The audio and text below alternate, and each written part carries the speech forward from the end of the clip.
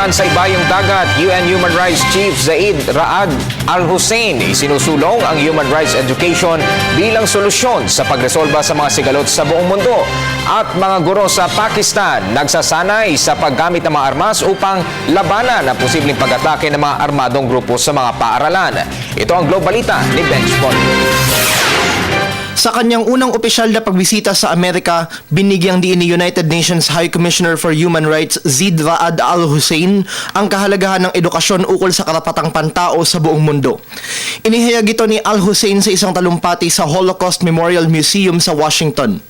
Naniniwala siyang dapat na matutuan sa murang edad pa lamang ang mga mamamayan ukol sa paggalang sa karapatang pantao upang maiwasan ang mga sigalot na nagreresulta sa pagkawala ng maraming buhay.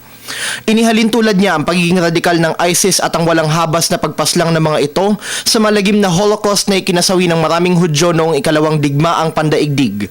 Dito tinawag niyang mga infidel ang mga militanteng Islamist na di umano'y gumagamit ng mga taktika at kasinungalingang gaya ng ginamit ng mga Nazi upang malinlang ang kanilang mga tagasunod. Ang mga dumalo sa aktibidad na pawang mga biktima ng Holocaust, pinapurihan at sinigundahan ng mga pahayag ni Al Hussein. Bukod sa pagiging human rights chief ng UN, kabilang si Al Hussein sa mga prinsipe ng bansang Jordan. Siya ang kauna-unahang Arabo at Muslim na naitalaga sa naturang pwesto sa UN. Hindi ito tipikal na pagsasanay para sa pagtuturo ng mga guro. Ang mga gurong ito ng Peshawar Frontier College for Women dumadaan sa pagsasanay upang gumamit ng mga armas.